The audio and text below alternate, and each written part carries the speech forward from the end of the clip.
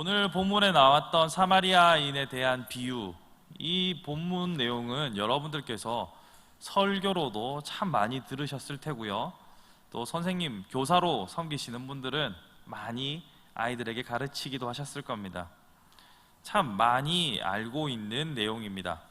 뿐만 아니라 교회를 다니지 않는 분들도 이 비유에 대한 내용을 정확히는 알지 못해도 어느 정도는 알고 있습니다.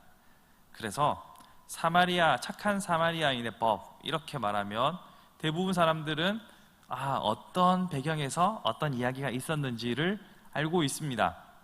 착한 사마리아법, 이거 어떤 법인가요? 네, 바로 그겁니다. 예, 제가 사전적 의미를 설명을 드릴게요. 제가 프라임 백과에서 발췌해 왔는데요. 자신에게 특별한 위험이 발생하지 않는데도 불구하고 공경에 처한 사람을 구해주지 않는 행위를 처벌하는 법, 강도를 당하여 길에 쓰러진 유대인을 보고 당시 사회의 상류층인 제사장과 레위인은 모두 그냥 지나쳤으나 유대인과 적대 관계인 사마리아인이 구해주었다는 신약 성경의 이야기에서 유래한 명칭이다 라고 나와 있습니다. 자, 이것만 읽어도 오늘 내용이 다 정리가 되었습니다. 제가 이걸 보면서 참 놀랐습니다. 이렇게 짧게 다 내용을 넣어가지고 역시 사전을 쓰는 사람들은 다르구나 라는 감탄을 했었습니다. 방금 제가 읽어드린 것처럼 사마리아인의 비유는 이와 같습니다. 그리고 이 내용은 어지간하면 다 아실 겁니다. 최소 교회 1년 이상 다니신 분들은 다 한 번쯤은 들어보셨을 거예요. 물론 난 1년이 지났는데 모르는데요 하셔도 정죄하지 않습니다. 문제될 거 없습니다. 그럴 수도 있습니다. 어떻게 설교 순서가 안 맞으면 못 들었을 수도 있어요. 하지만 그만큼 유명하다는 거를 제가 강조드리는 겁니다. 이처럼 유명한 예수님의 비유에 대해서 오늘은 한 걸음 더 들어가서 여러분들과 진지하게 고민해보고 생각해보고 물고 뜯고 삼켜서 우리의 것으로 만들어보는 시간을 가져보려고 합니다. 감사합니다. 자, 먼저 이 비유 전체적인 그림을 한번 생각해 보실 필요가 있습니다. 먼저 예수님께서 비유를 설명하실 때는요, 뜬금없이 갑자기 내가 비유 하나 이야기해 줄 테니까 일로 와봐 라고 하시는 게 아니고 누군가 예수님에게 비유를 말씀하실 만한 장을 만듭니다. 오늘 본문에서는 누가 이렇게 물꼬를 열고 있습니까? 오늘 본문에서는 율법 교사라고 나와 있는 사람이 등장합니다. 이 율법 교사가 예수님께 와서는 선생님, 내가 무엇을 하여야 영생을 얻겠습니까? 라고 물어보죠. 이때 율법 교사라는 사람의 이 신분, 직책, 직업 혹은 이 사람의 사회적인 위치, 이런 것들에 대해서 우리가 이해를 한다면 많은 도움이 될 겁니다. 먼저 여러분들의 귀에 익숙한 것은 율법 교사라는 이름보다는 서기관이라는 이름이 더 익숙하실 겁니다. 서기관 이름 많이 들어보셨죠? 바리새인 이야기하며 세트로 묶여서 나오는 사람들이 서기관이에요. 이 서기관들은 그 사람들이 곧 율법 교사고 다른 책에서는 율법사라고도 나와 있어요. 이 사람들이 하는 일은 무엇이었냐면 성경을 가르치는, 그러니까 옛날에는 두루마리로 되어 있는 이 구약 성경을 모두가 다 가질 수 있는 것이 아니었지 않습니까? 여러분, 일단 가죽으로 만들었잖아요. 가죽은 쌉니까 비쌉니까? 비싸죠. 비싸고 글을 아는 사람도 제한적이고, 특히 하나님의 말씀을 담은 이 토라, 성경은 누구나 가질 수 있는 것이 아니었습니다. 그래서 성경의 교육은 구전으로 전승되었습니다. 물론 원문도 남아있고 가르치는 그것을 읽고 해석하는 사람도 있지만 대부분의 보통의 백성들은 암기하고 암송하고 설명해주고 부모가 자녀에게 설명해주고 이야기해주는 스토리텔링의 방식으로 구전되어 왔습니다. 구전되어 왔지만 그래도 누군가는 연구하고 바르게 쓰고 해석해야 되잖아요. 그 역할을 맡은 사람들이 바로 서기관이요, 율법교사요, 율법사였습니다. 그들은 필요에 따라서 성경을 손으로 직접 필사 복사기가 없으니까요. 인쇄기도 없으니까 손으로 다 써야 되잖아요. 성경을 손으로 옮겨 적고 또 그 내용을 가르치고 그 내용을 해설했습니다. 더 나아가서는 율법의 시시비비가 엇갈릴 때에는 그들이 직접 재판을 치르기도 했다라는 기록도 있습니다. 재판관이 따로 있을 수도 있으나 이 종교적인 문제에 관해서는 이들의 영향력이 절대적이었다는 것이죠. 그러면 일단 말씀의 전문가라는 이야기입니다. 말씀의 전문가인데 이 사람들이 지금 예수님께 온 겁니다. 또 이 사람들은 말씀으로 재판을 하는 이 위치에 있다 보니까 산헤드린 공회의 의석을 일부 차지하기도 했다고 합니다. 산헤드린 공회가 뭐냐면 여러분들 많이 듣는 바리새인, 서기관, 제사장, 기타 등등 종교 지도자들이 모여 있는 의결 기구예요. 그래서 이 산헤드린 공회에서 예수님을 십자가에 못 박기로 결정을 했었더랬죠. 나쁜 놈들입니다만 어쨌거나 힘이 있는 사람들이었어요.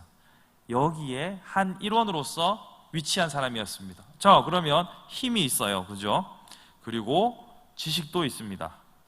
그러니까 그 당시 예수님께서 활동하시던 시대에는 아쉬울 것 없는 사람이었습니다.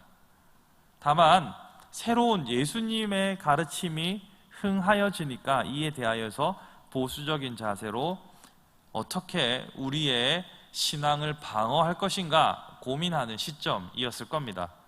자, 그러면 짐짓 예수님의 반대편에 서 있는 듯 보이는 이 사람이 지금 예수님을 찾아왔어요. 예수님을 찾아와서는 제 생각에는 이렇게 존댓말로 물었을 거라 생각하지 않습니다. 그렇지 않습니까? 예수님은 이제 갓 30을 넘겼고 30을 넘겼고 이때 당시 예수님은 저보다 어린 겁니다. 상상이 잘 안 가시나요? 이때 당시 예수님은 저보다 어렸을 것으로 보이죠. 그 어린 예수, 그리고 산헤드린 공회원이고 또 그 당시의 지도자 격인 이 사람이 예수님께 랍비어, 선생님 이렇게 아주 존대했을 거라 생각하지는 않습니다. 다만 이 누가복음은 예수님의 제자가 썼으니까 제자의 입장에서 썼으리라 생각해 볼 수도 있어요. 제 말이 100% 맞는 건 아닙니다. 어쨌거나 물어보는데요, 무엇을 하여야 영생을 얻으리까? 라고 묻습니다.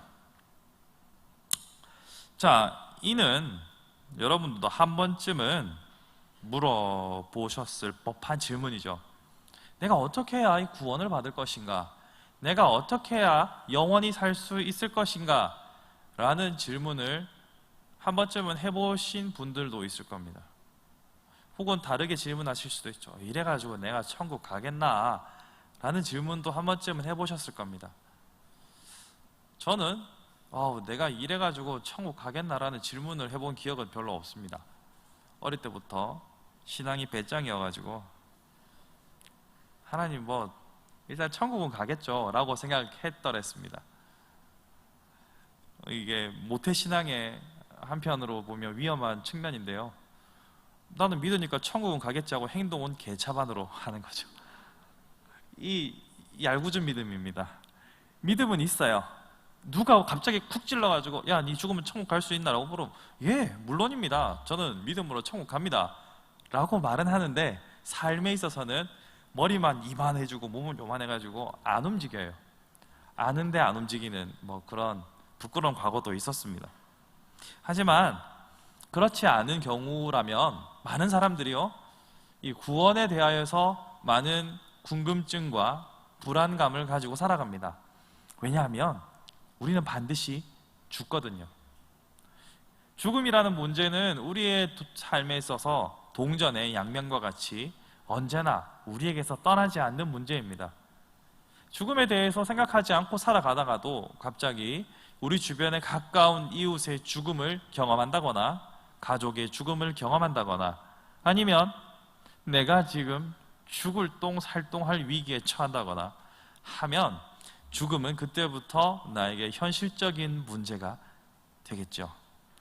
그래서 우리는 그 죽음을 생각하면서 동시에 죽음 너머의 삶을 생각할 수밖에 없습니다. 다행히 우리는 하나님의 은혜로 영원한 생명을 약속받았고 그 약속으로 인하여 두려움 없는 삶을 살아갑니다. 하지만 그 믿음에 대한 내용을 제대로 배우지 못한 사람은 여전히 그 죽음과 죽음 이후의 삶을 두려워하게 되죠. 이 사람도 동일하게 영생에 대한 의문을 예수님께 던졌습니다. 그런데 질문을 자세히 보시면 조금 이상합니다. 무엇을 하여야 영생을 얻으리까? 라고 말하고 있죠. 여러분, 우리의 구원은 믿음으로 구원을 받는다라고 지속적으로 배워왔고 우리 주님께서도 그렇게 가르치셨습니다.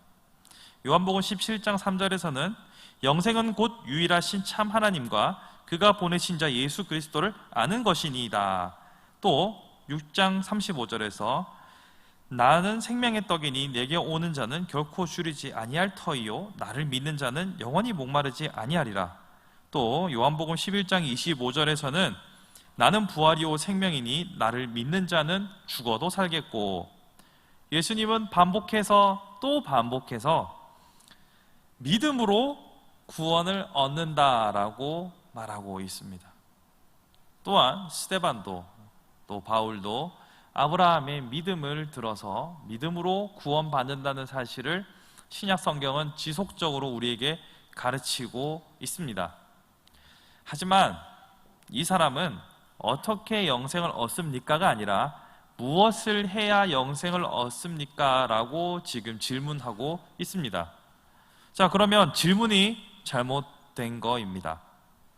질문이 잘못된 것인데 예수님께서는 평소대로 바로 가르침을 주신 것이 아니라 이 질문을 수정하지 않고 이 문제를 다시 한번 언급하십니다. 예수님께서는 그 문제에 대해서 야, 너의 질문이 잘못된 거야. 그렇게 질문하면 안 돼. 질문 속에 이미 오류가 있단다 라고 하실 수도 있었지만 그리 하지 않으시고 다시 재차 그에게 질문하십니다. 그러면 율법에는 뭐라고 기록되어 있더냐? 그리고 너는 어떻게 읽었느냐라고 물어보시죠. 그러자 이 율법사는 즉각 대답합니다. 하나님을 사랑하고 또한 내 이웃을 내 자신과 같이 사랑하라 하였나이다 라고 이야기하죠. 이 구절도 너무나 유명한 구절입니다. 사실 이 구절은 레위기 19장에서 다루고 있는 내용인데 여러분 성경책을 한번 보시면요, 성경책을 한번 찾아보시겠어요? 성경책 10장 누가복음 10장 27절 말씀을 보세요. 거기에 보시면 주 너희 하나님을 사랑하고 하고 나서 또한 옆에 니은자 보입니까? 그 밑에 쭉 내려가 보시면 니은에 레위기 19장 18절 돼 있죠. 구약의 이 위치에서 이 내용을 다루고 있다라는 겁니다. 물론 많은 분들이 다 아시겠지만 혹시나 모르시는 분들은 참고하시라고. 성경책 읽으실 때 기역, 니은, 디귿, 리을 나오면 이렇게 밑에 참고하셔가지고 구약으로 가서 구약의 내용을 이렇게 언급하고 다루고 있구나. 그건 또 구약을 읽다가 보이면 또 신약으로 넘어가 보고 이렇게 왔다 갔다 하면서 보시면 보다 성경을 읽는데 유익합니다. 어쨌거나 이 사람은 구약 성경, 즉 율법이 말하고 있는 정답을 말했습니다. 내 이웃을 사랑하고 하나님을 사랑하고 또한 내 이웃을 사랑하라 라고 나와 있습니다. 모범 답안을 했습니다. 그런데 예수님께서는 그 대답을 들으시고 여기에 그치지 않고 이렇게 말씀하십니다. 가서 이를 행하라 라고 말합니다. 자, 이 율법사가 이거 안 했을까요? 했을까요? 대답 안 하셔도 돼요. 어려운 질문입니다. 자, 이 율법사는 자신 있게 이것을 대답한 것을 보면 나름대로는 열심히 지키며 살아왔을 거라 짐작할 수 있습니다. 답을 알아도 내가 그렇게 안 살면 상당히 이렇게 사람이 삐질삐질 말하게 되거든요. 그렇잖아요. 이렇게. 그런데 자신 있게 대답했어요. 그 말은 자기 나름대로는 이 계명을 잘 지키며 살아왔다라고 생각을 하는 것처럼 보입니다. 하지만 주님께서 대답하시기를 그리 하라라고 말씀하시는 거 보면 또 안 했나 싶은 생각도 들죠. 예수님의 대답이 참 묘한 겁니다. 그래, 네가 잘 알고 있구나 에서 끝나는 게 아니라 그렇게 하라는 거예요. 그러면 이 사람이 했는지 안 했는지 우리는 혼란스럽습니다. 자, 그런데요, 이 사람에게 그리 하라라고 했다는 말은 주님의 말 속에 네가 제대로 안 했다라는 것을 함축하고 있다라고 볼 수도 있어요.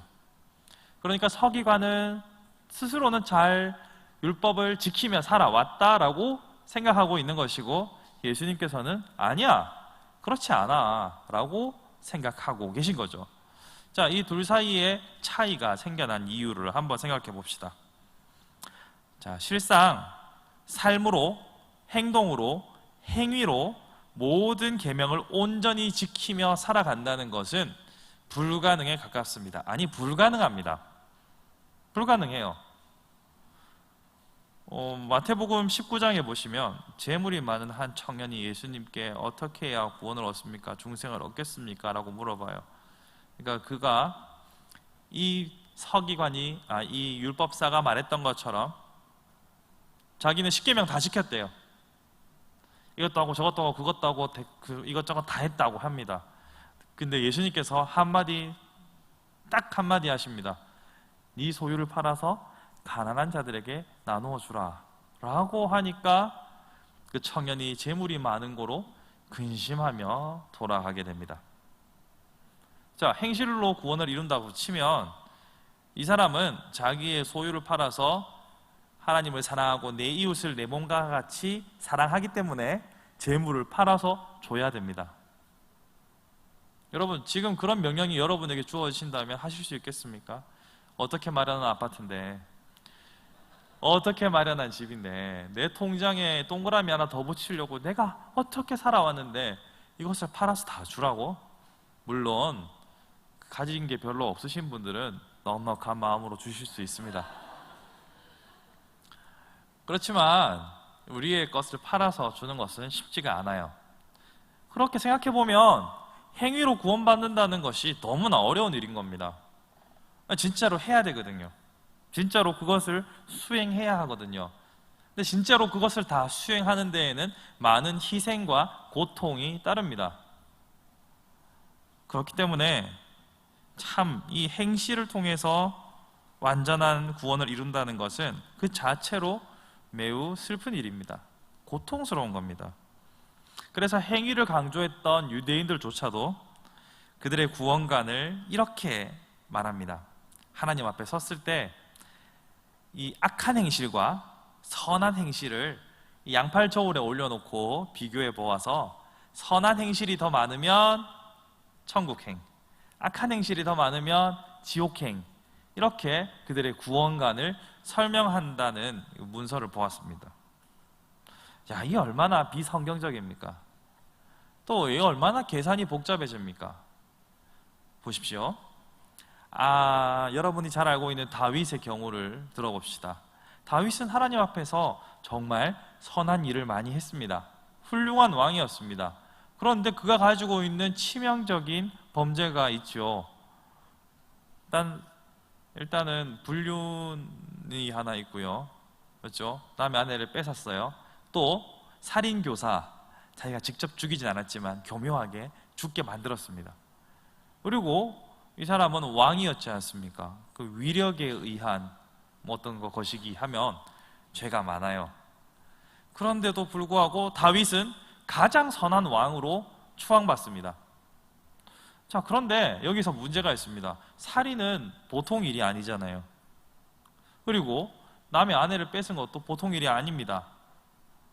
이런 그의 죄를 선한 일과 악한 일을 저울로 단다면 이 계산이 복잡해지는 거예요.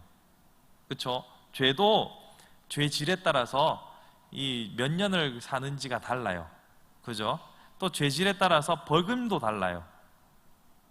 이거 횟수로 계산을 할 것인지, 선한 일과 악한 일을 횟수로 계산할 것인지, 질에 따라서 차등을 두는지 참 복잡해집니다.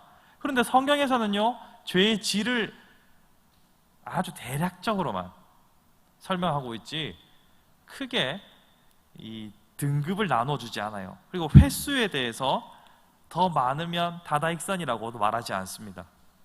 그러니까 몸으로 뛰어야, 행실로 이루어야 구원을 얻는다라고 생각하는 사람들 입장에서는 뭔가 이게 이 경계가 불명확한 거예요. 게임을 할 때 게임의 룰을 잘 알면 그 룰 안에서 나름대로 자유롭습니다. 근데 룰을 잘 모르면 오히려 더 불안한 겁니다. 여러분, 구기 종목도 그 룰과 규칙이 우리를 올가매는 것 같지만 그 규칙을 잘 알면 그 규칙을 통해서 자유롭게 플레이할 수 있는 겁니다. 근데 모르면 아무것도 할 수 없어요. 그렇기 때문에 유대인들은 많은 기준들을 만들었어요. 그래서 탈무드라는 거 많이 들어보셨잖아요. 탈무드에서 지혜를 다루고 있는 부분도 있지만 또 많은 부분은 이 세부 사항들, 디테일들을 다루고 있습니다.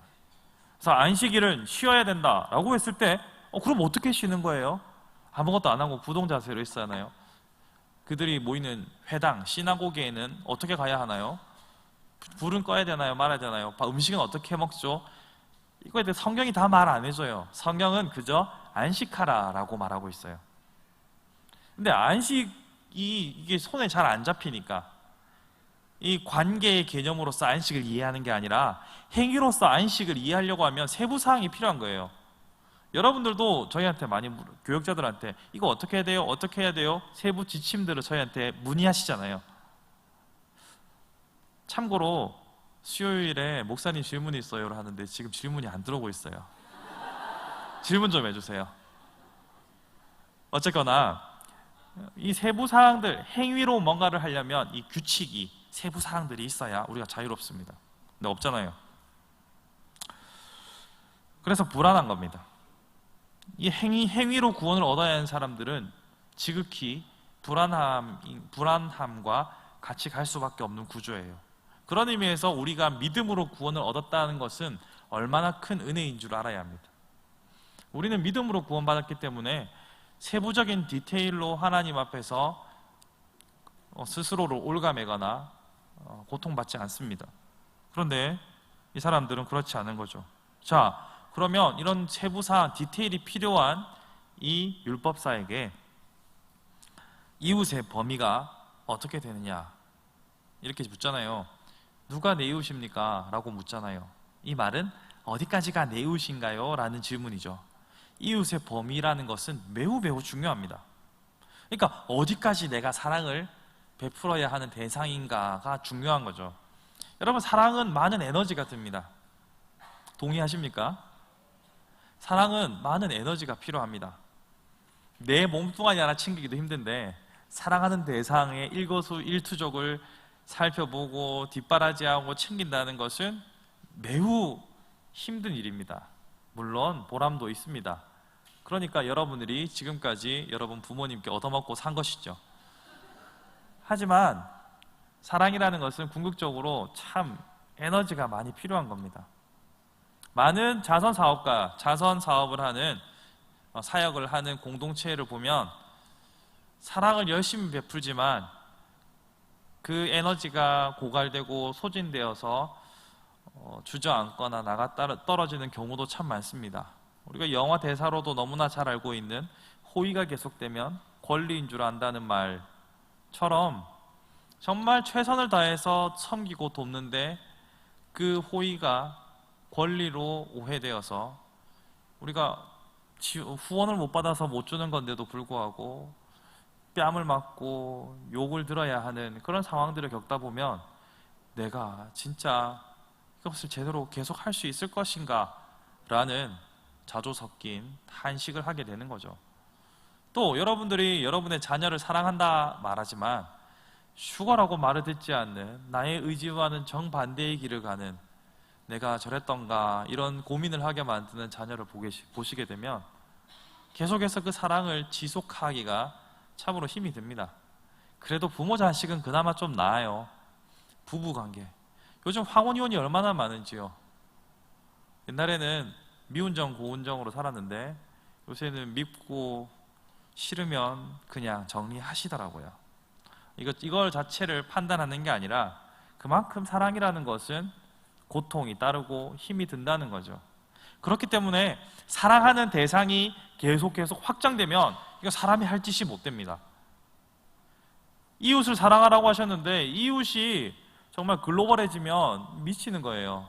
지금 저기 난민들이 유럽에서 갈 곳을 못 찾아서 헤매고 있는 쟤들까지 챙겨야 되고, 또 굶어 죽고 있는 어느 나라들에 대해서 또 우리가 신경 써야 되고, 또 쿠데타로 나라가 어지럽고 무한 인플레이션으로 고통받는 베네수엘라를 위해서 우리가 또 기도하기도 버겁고. 여러분, 베네수엘라를 위해서 기도하고 계시는 분 있습니까?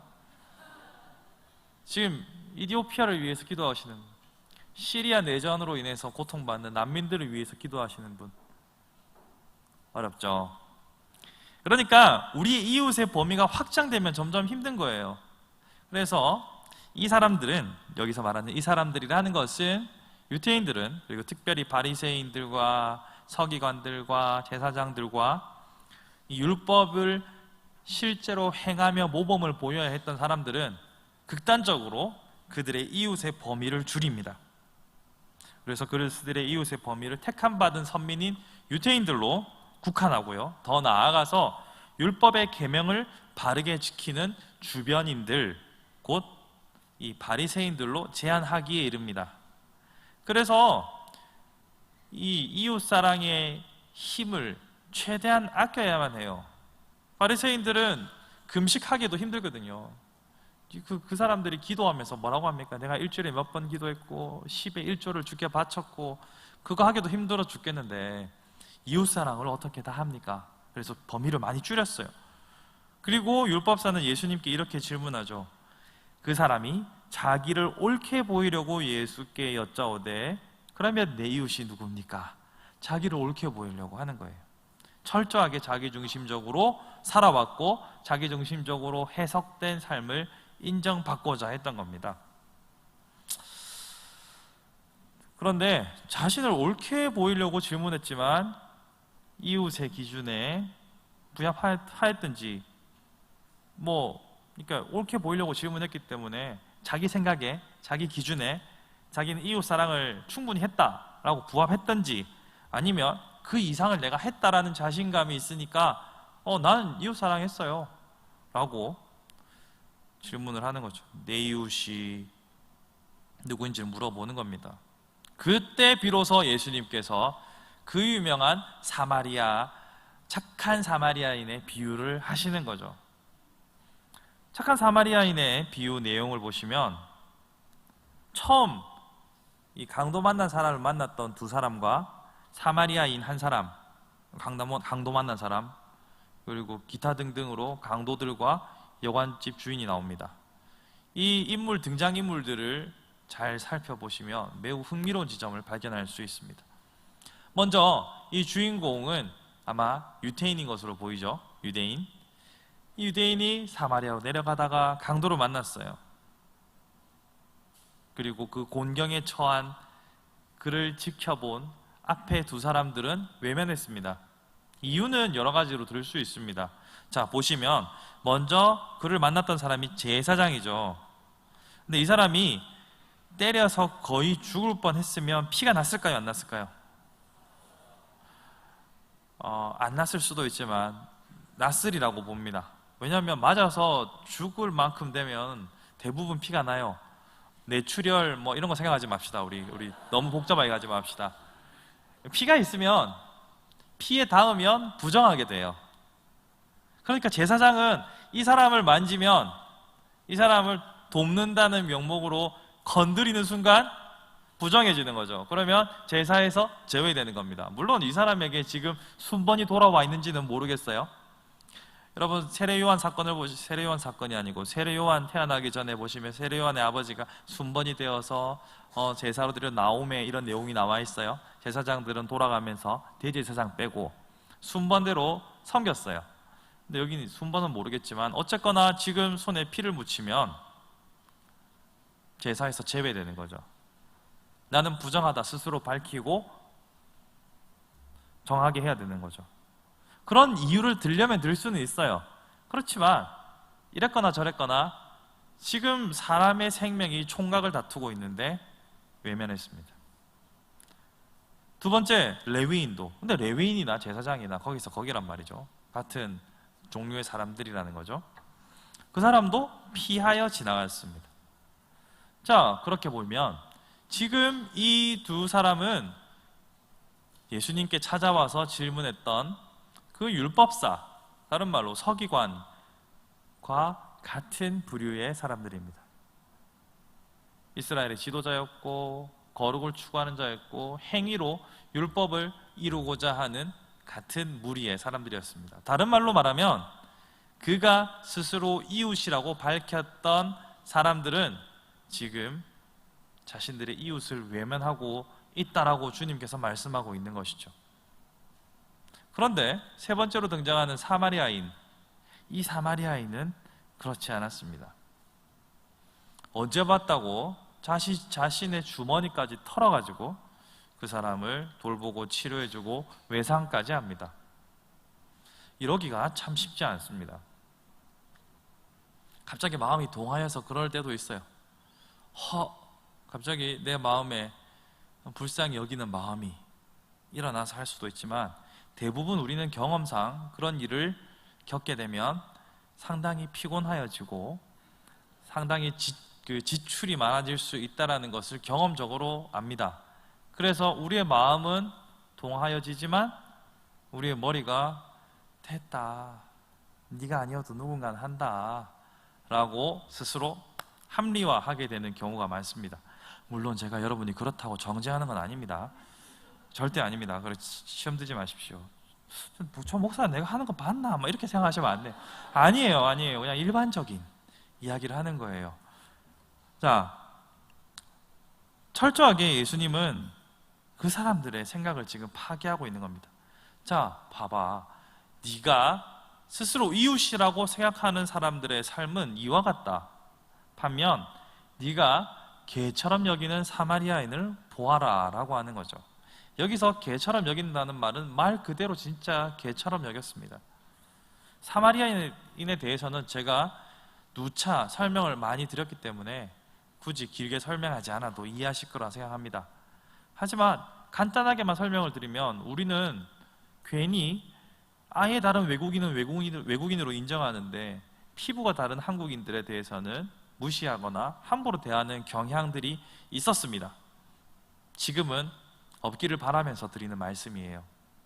제 어릴 적에도, 지금은 다문화 가정이 많지만 옛날에는 드물었잖아요. 생긴 건 외국인인데 한국말을 유창하게 하면 그때부터 사람들이 무시하고 철저하게 욕합니다. 그것처럼 사마리아인들은 같은 유대인, 같은 아브라함의 후손들이었지만 개 취급받았습니다. 근데 정작 그들이 지금 이웃이 되어주고 있는 것을 보는 거죠. 그러면서 예수님께서 다시 질문하십니다. 누가 강도 만난 자의 이웃이 되겠느냐? 이렇게 질문하자 이 율법사는 참 자존심이 많이 상했나 봅니다. 사마리아인이요 라고 대답해야 되는데 굳이 끝까지 죽어도 사마리아인이라고 말을 안 하고 자비를 베푼 자니이다 라고 대답을 합니다. 끝까지 이 마음을 굽히지 않았다는 것을 알 수 있죠. 그런데 여기서 중요한 것은 누가 강도 만난 자의 이웃이 냐가 아니라 되겠느냐입니다. 이웃은 아까도 말했던 것처럼 자기가 설정한 누구가 이웃이 아니라 이웃이 되겠느냐, 되어지는 것으로 예수님은 지금 설명하고 있죠. 이게 참 중요한 겁니다. 여러분이 생각하는 이웃 하면 1401호, 1403호 이런 거 생각하시겠지만 그런 환경적으로 주어진 이웃이 아니라 상황에 따라서 그 필요를 채워주는 사람이 곧 이웃이다라는 관점을 지금 예수님께서는 보여주고 있는 거죠. 물론 이것은 저만의 주장이 아니라 제가 존경하는 최갑종 교수님의 논문의 내용을 발췌한 겁니다. 즉, 예수께서는 내 편리를 따라서 내 이웃을 결정하는 것이 아니라 도움이 필요한 이의 입장에서 이웃이 되어진다, 이웃이 되어준다라고 말하고 있는 겁니다. 즉, 나 중심의 신앙이, 나 중심에서 이웃을 결정하는 것이 아니라 너 중심으로 이웃이 결정된다는 거예요.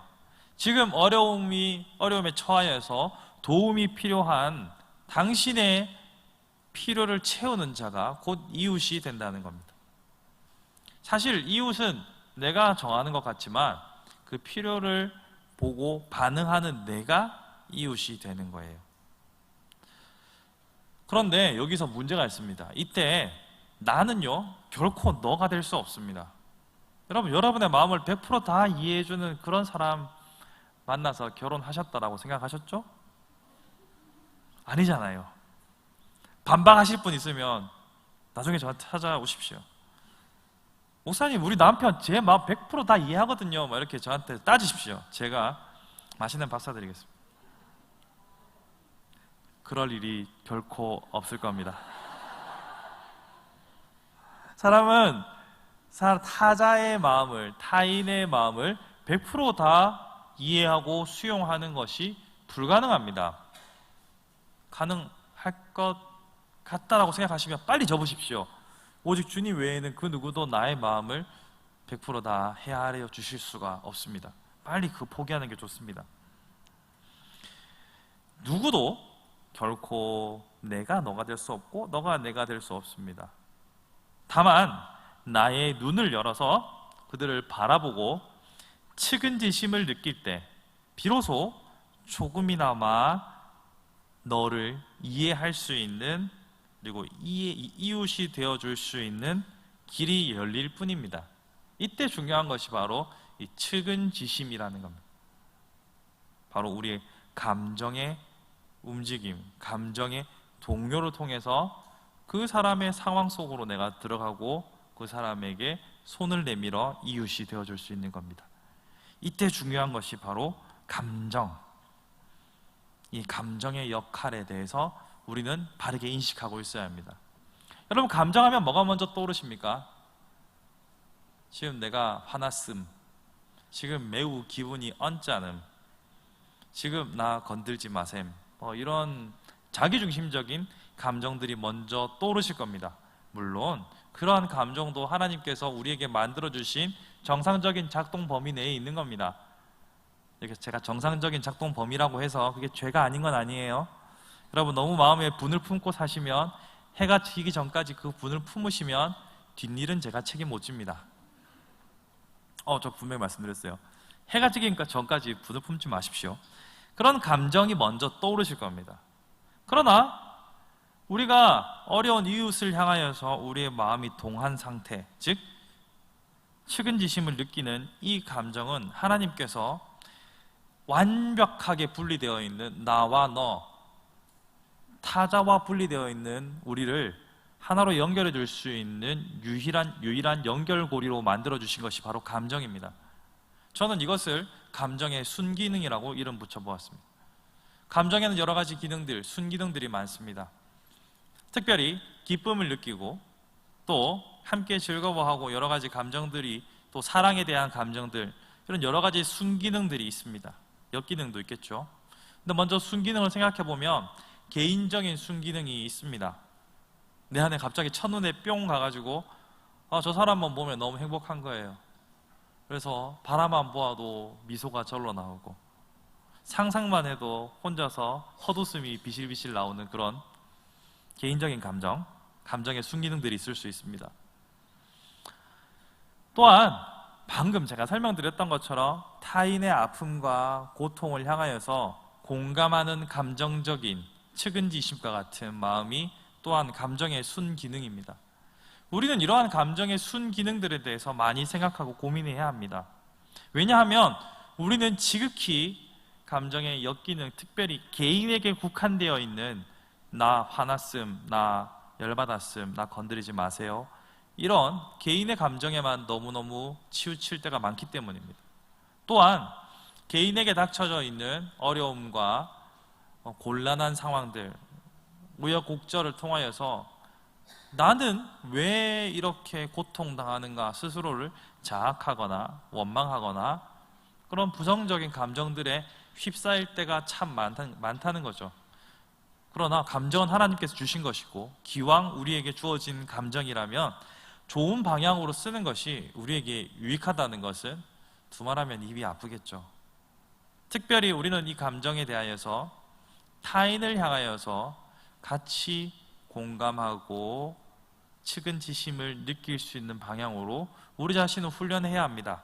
왜냐하면 그런 마음이 있을 때 비로소 우리는 이웃이 되어줄 수 있기 때문입니다. 그렇게 공감할 수 있는 마음이 없으면 나와 너는 완벽히 분리된 타자에 불과합니다. 내가 감정을 통하여서 저 사람의 마음을 헤아리고 읽어주고, 저 있는 강도를 만나서 얼마나 고통스러울까, 얼마나 지금 생명의 위협을 느낄까, 이런 마음을 느낄 때 비로소 우리는 진짜 사랑을 할 수 있는 겁니다. 또 여기서 더 나아가서 우리가 사마리아인처럼 이렇게 봤잖아요, 성경에서. 그러니까 감정 없이도 이렇게 선의를 베풀 수도 있습니다. 할 수 있어요. 정말 독하게 마음 먹고 이것도 있고 시간도 있으면 할 수 있어요. 그렇지만 마음을 보시는 주님께서 그것은 너를 위함이니 그 일을 위함이니 라고 물어보시면 우리는 또 유구무원이 되는 거예요. 그렇기 때문에 참으로 타인의 마음을 헤아리는 마음을 달라고 기도해야 합니다. 이게 별거 아닌 것 같죠? 역지사지로 상대방을 배려하고 생각하는 것은 많은 훈련과 노력이 필요합니다. 특별히 내가 고통을 겪어본 사람들은 더 쉽게 이해할 수 있어요. 호스피스 병동에 가장 날아다니는 분들이 누구신지 압니까? 암을 겪어본 분들이에요. 암을 겪어본 분들이 그들에게 가장 좋은 친구요 위로자가 될 수 있는 것처럼 우리는 모든 것을 다 경험할 수 없잖아요. 다 경험할 수 있습니까? 우리의 몸은 하나고 시간도 제한적이라서 다 경험할 수 없어요. 그래서 그 사람의 마음을 헤아릴 수 있는 이 측은지심, 감정의 순기능이 원활하게 돌아갈 때에만 우리가 진짜 친구가 될 수 있고 진짜 이웃이 될 수 있어요. 그래야만 비로소 하나님께서 네가 참으로 내 사랑하는 아들과 딸들의 이웃이 되어 주었구나 라고 말씀하실 겁니다. 그렇지 않다면 그 모든 것들을 향하여서 다 주님께서는 야 그거 솔직히 말해봐, 네 돋보이려고 네 한 표 더 받으려고 한 거잖아 라고 하시면 우리가 무엇라 말하겠습니까? 너의 사회적 평판을 위해서 한 거잖아 라고 하시면 아닌데요 말을 못할 거 아니에요. 주님이 다 알고 계시니까. 누가 내 이웃이 되겠느냐?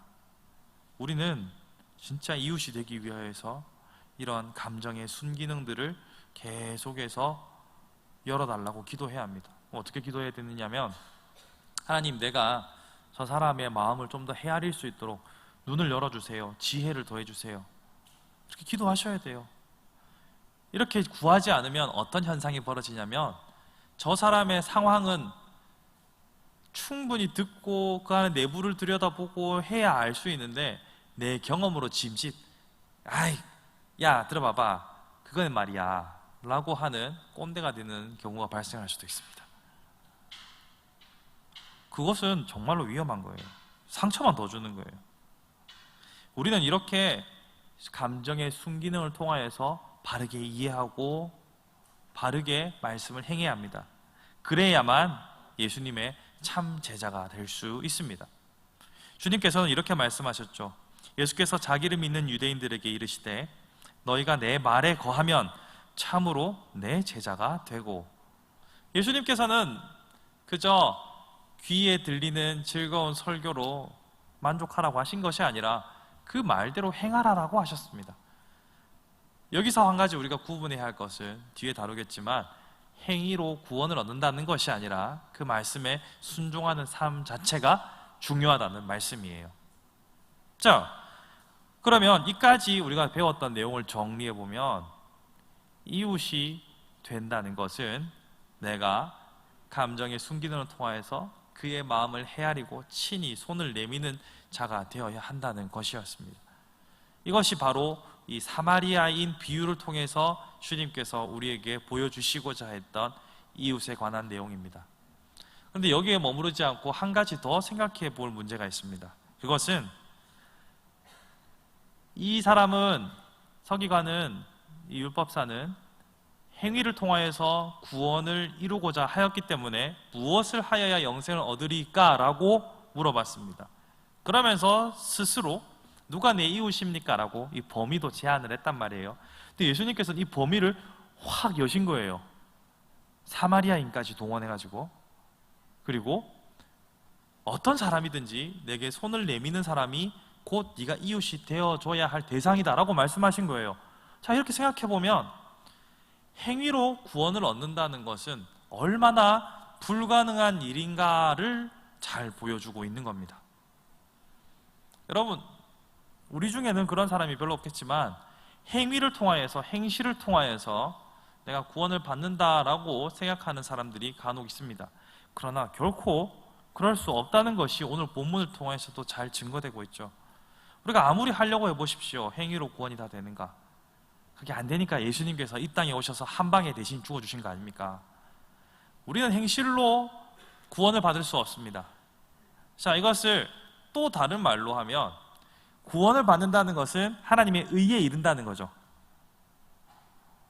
하나님의 의에 이른다는 것은 하나님을 만족시킨다는 말입니다. 이것을 조금 더 다르게 해석해 보면 우리의 삶의 행실로는 하나님을 만족시킬 수 없다는 겁니다.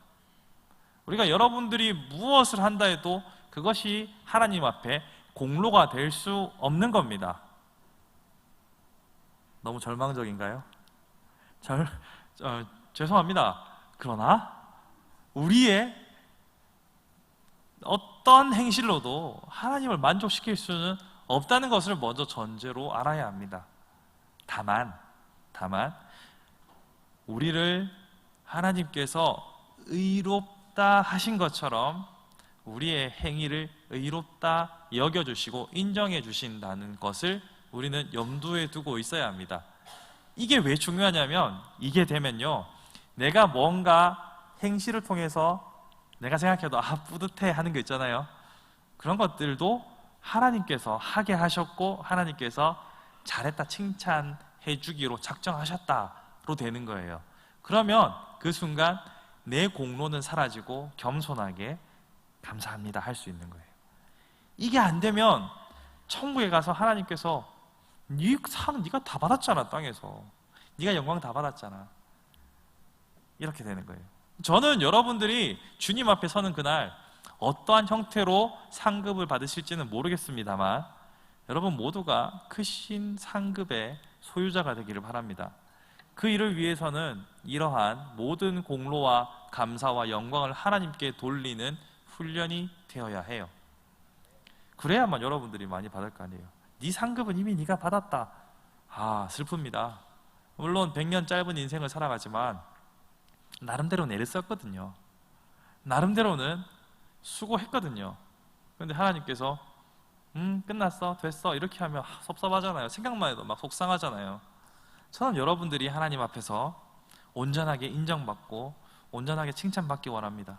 그 일을 위해서는 내가 행위로 하나님께 온전히 인정받을 수 없지만 인정받을 수 있도록 하나님께서 인정해 주셨다, 이 마음을 항상 유지하셔야 돼요. 여러분, 예를 들어서 여러분의 삶 가운데 만약에 교사로 섬기고 있다고 생각해 봅시다. 이 아이들이 아무리 귀엽고 사랑스럽지만 늘 한결같이 이 아이들을 사랑할 수는 없습니다. 부모도 그리 못하는데. 그렇지 않아요? 가끔씩은 얘는 왜 결석을 안 하지? 막 이런 마음이 들 때도 있단 말이에요. 결석을 하면 전화하고 어머니 왜 안 왔죠? 이렇게 걱정을 해야 되는데 일단은 먼저 감사가 나오는 그런 경우도 생겨요. 안타깝지만 그런 일이 있습니다.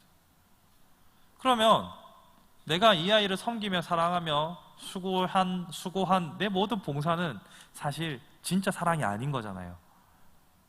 그런데 이런 진짜 사랑이 가능합니까? 안 되죠. 안 되죠. 그런데 하나님이 우리를 인정해 주시는 방법은, 내가 그럼에도 불구하고 하나님께서 내게 직분을 주셨고 감당하게 하셨습니다, 감사하고 겸손히 나 자신을 내려놓으면 하나님께서는 아니야, 잘했어, 네가 할 수 있는 최선을 다했단다 라고 칭찬하시는 거예요. 이 원리를 잘 아셔야지 상급을 안 뺏깁니다.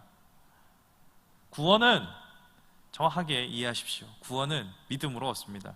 여러분의 공로가 아닙니다. 하나님께서 창세전에 예정하시고 작정하셔서 믿음을 주셨고, 그 믿음이 우리 안에 성령을 통하여 심겨졌기 때문에 구원은 믿음으로 말미암아 거저 얻어진 것입니다. 그러나 공로와 상급은 여러분의 삶을 통하여서 하나님께서 갚아주시는 내용입니다. 그러니까 상급은 놓치지 마시라고요. 겸손한 마음으로, 감사하는 마음으로 하나님의 상급을 받아 누릴 수 있길 바랍니다. 안 그래도 많은 교회 중에서 함께하는 교회가 성도가 되어가지고 가뜩이나 피곤해 죽겠는데 상급이 없다? 어쩌실 겁니까? 여러분, 이 금요일날 여기 참석하신 이 정도의 숫자가 모이는 교회가 부산시에 몇 개나 있다고 생각하십니까? 몇 개 없어요. 지금 이 시간에 불을 밝히고 말씀에 귀를 기울이고 있는 분들이 그리 많지 않습니다. 한편으로는 복인데 한편으로는 이거 안 오면 욕먹을 것 같고, 이거 안 오면 셀장한테 들볶일 것 같고, 그래서 오신 분들도 있잖아요. 이런 분들 상급 없어요. 그럴 수 없잖아요. 다시 한번 정리합니다. 우리가 행실로 구원에 이룰 수 없듯이 행실로 하나님의 기준에, 하나님의 의에 도달하여서 하나님을 만족시킬 수 없습니다. 그렇기 때문에 하나님을 만족시키기 위해서 내 안에 역사하시는 성령님의 감동 감화를 통하여서 철저히 우리 자신을 낮추고 이 모든 공로를 하나님께 돌리셔야 합니다. 그렇게 할 때 여러분들은 하나님께서 잘했다, 착하고 충성된 종아라고 여러분들을 칭하해 주실 겁니다. 또한 우리 주님께서 말씀하셨던 것처럼 너희가 내 말에 거하면 참으로 내 제자가 되고, 전에도 제가 말씀드렸지만 어떤 명사 앞에 다른 수식어가 붙으면 그 명사 자체가 좀 힘을 잃었다는 얘기가 되는 거예요. 그 사랑 자체로 모든 것이 다 설명되어야지 참된 사랑, 진실된 사랑, 뭐 이렇게 말하면 거짓된 사랑도 있다는 얘기가 되는 거잖아요. 여기서 참된 제자라고 하면 거짓 제자도 있다는 거예요. 여러분, 거짓 제자는 많습니다. 여러분들이 막 애를 쓰고 노력하지 않아도 쉽게 찾을 수 있습니다. 누구라고 말씀하지 마세요. 아직 모르는 거예요. 그렇지만 거짓 제자는 많습니다. 그러나 스스로를 생각해 봤을 때도, 야, 정말 나 정도면은 거짓 제자 같아 라고 스스로 느낄 때도 많으실 거예요. 누가 자신 있게 내가 주님의 참 제자입니다 라고 자신 있게 말할 수 있습니까? 저도 잘 못하겠는데요. 저도 자신 없습니다. 목사님 뭐 별거 안 하잖아요, 이렇게 하시면 안 되고, 일단 제가 먼저 저를 밑밥으로 까는 거예요. 예. 제가 괜한 말을 한 것 같습니다. 어쨌거나 참 제자가 된다라고 내가 자신 있게 말하기는 생각보다 쉽지 않아요. 왜냐하면 평소에 내가 내 행실을 알거든요. 그렇지만 참 제자가 되는 길은 내 자신을 하나님 앞에 온전히 내려놓는 거예요. 이렇게 이 예수님께서 이 율법사에게 주셨던 사마리아인의 비유를 통해서 우리는 오늘 크게 두 가지를 생각해 볼 수 있습니다. 첫 번째는 정말로 우리의 마음을 다하여서 이웃이 되어주는 것, 내가 이웃을 정하는 것이 아니라 내가 그들의 이웃이 되어주는 것, 이것이 주께서 원하시는 이웃사랑의 의미라는 점을 기억하시고 눈을 크게 뜨시고 지금 나의 도움이 필요한 사람이 누구인가, 또 저들에게는 어떤 위로가 필요할까, 이 감정의 순기능을 통하여서 측은지심으로 우리의 이웃들을 돌아볼 수 있기를 바랍니다. 아울러서 우리의 행실로 하나님을 만족시킬 수 없다는 것을 이해하시고 우리가 하는 모든 일들 가운데 회개와 도움을 구함으로 그 상급을 누리시길 바랍니다. 목사님 말씀 들어보니까 뭐 내가 해갖고 하나님을 기쁘시게 하는 게 없으니까 전 아무것도 안 할랍니다 이러시면은 제가 혀를 깨물고 죽어야겠죠. 그런 의미가 아닙니다. 내가 할 수 있는 최선을 다해야 돼. 모든 공로와 감사와 찬양과 영광을 하나님께 돌려드리는 겁니다. 그렇게 하실 때 하나님께서는 착하고 충성된 종이라고 말씀해 주시는 겁니다. 사랑하는 성도 여러분, 여러분은 제가 처음 시작할 때 말씀드렸던 것처럼 언제나처럼 6개월을 열심히 달려오셨습니다. 물론 여러분의 삶의 현장에서도 직장에서도 수고하셨지만 교회에서도 그 누구보다도 수고하고 애쓰셨습니다. 누구보다도 많은 시간을 교회에 할애하셨고 여러분의 수면 시간을 누구보다도 줄여가면서 직장에서도 성공적인 성도로, 교회에서도 성공적인 성도로 살아가기 위하여 애쓰셨습니다. 그러나 여러분의 행위에만 집중하지 마시고 여러분의 곁에 있는 이웃을 돌아보아 살펴주십시오. 또한 여러분의 행실이 여러분의 공로가 되어서 이 땅에서 다 소진되는 것이 아니라 저 천국에서 하나님께 주시는 상급이 될 수 있도록 모든 공로와 영광을 하나님께 돌려드리는 지혜로운 하나님의 자녀들이 되기를 바랍니다. 제가 설교하면서도 나부터 잘해야겠다 생각합니다. 어려운 일인 거는 확실합니다. 우리 누군가의 아픔을 돌아보고 함께 아파해주고 우리의 시간을 쏟고 우리의 에너지와 열정을 그들을 향하여 쏟는 것은 결단이 필요하고 힘이 드는 일이 맞습니다. 하지만 우리 주님의 명령이고 그리 하는 것이 참 제자의 길이므로 마음의 부담이 되시겠지만 오늘 용기를 내셔서 그리 결단할 수 있는 이 밤이 되기를 간절히 바라봅니다.